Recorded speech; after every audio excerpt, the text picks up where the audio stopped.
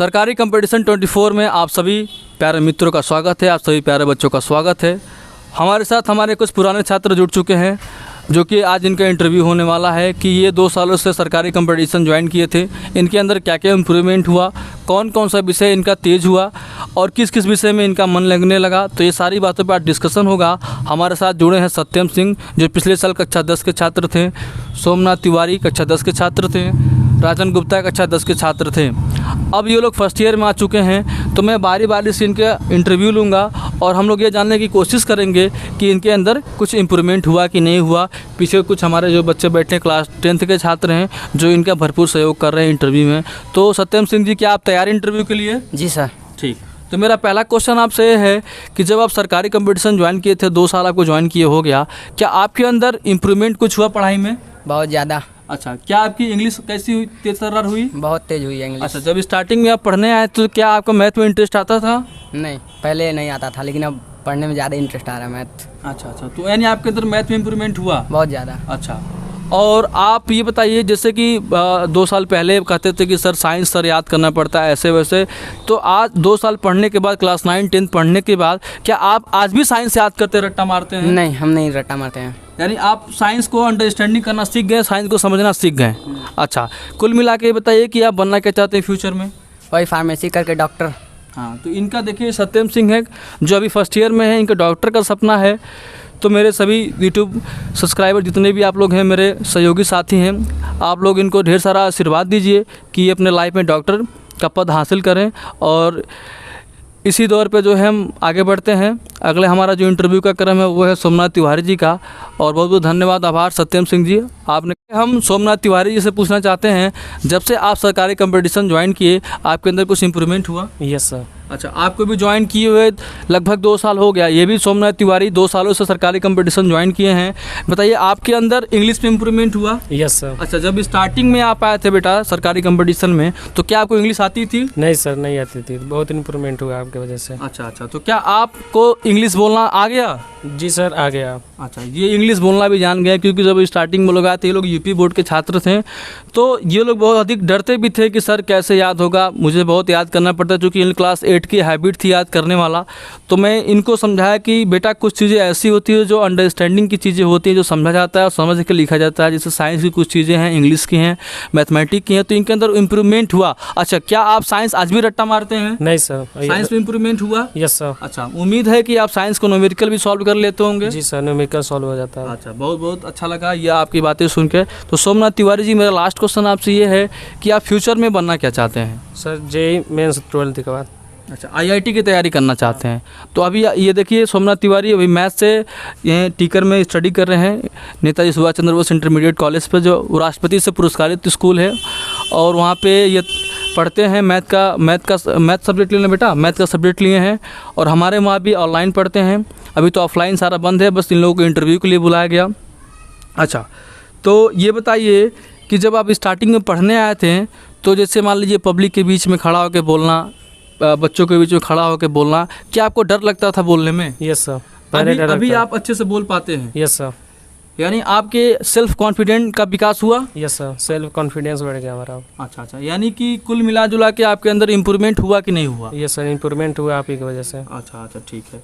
आपकी लाइफ में रामू सर का क्या योगदान है? सर रामू सर का योगदान मैथ, फिजिक्स, केमिस्ट्री इनका बेस्ट है।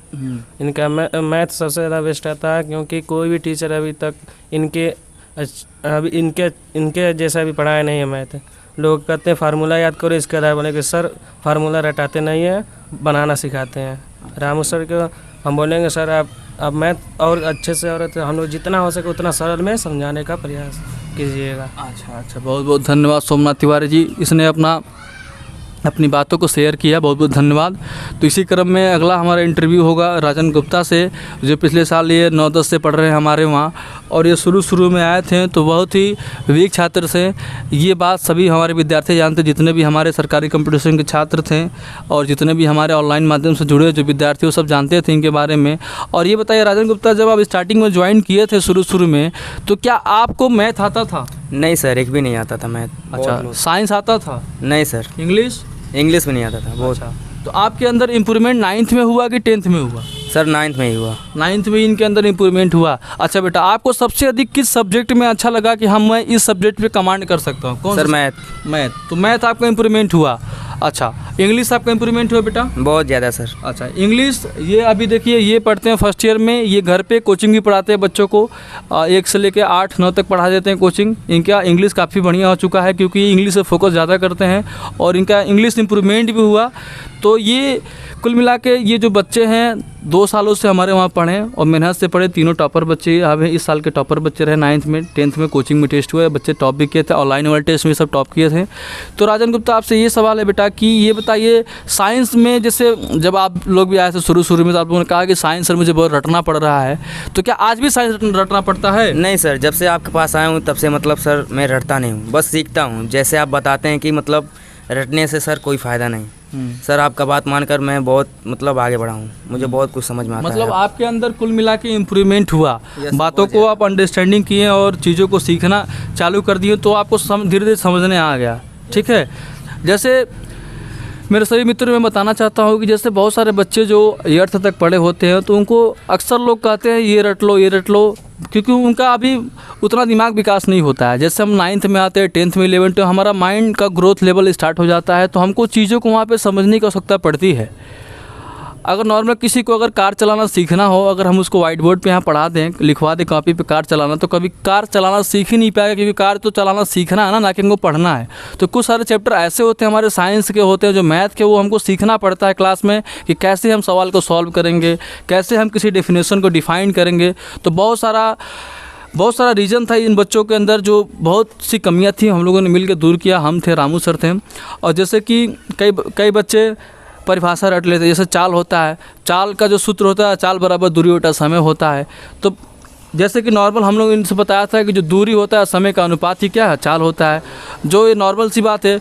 तो हमने बहुत सारा ट्रिकी पढ़ा इन लोगों को, जो आज भी ये डेफिनेशन लोग बताते हैं, अगर कोई पूछता है तो हम लोग को अच्छा लगता है। राजन गुप्ता आपसे एक लास्ट सवाल है बेटा, आप अपने लाइफ में क्या बनना चाहते हैं? आपकी काफ़ी अच्छी हाइट भी है, पर्सनालिटी भी है और आपका इंग्लिश भी तेज़ हो गया, तो आप अपने लाइफ में बनना क्या चाहते हैं? मेरे अकॉर्डिंग तो आपके लिए NDA बेस्ट है, बट अपना जो फीलिंग्स है वो मुझे शेयर करिए। लेकिन सर मैं आज तक मैं सर अपना गोल बनाकर नहीं चलता हूँ।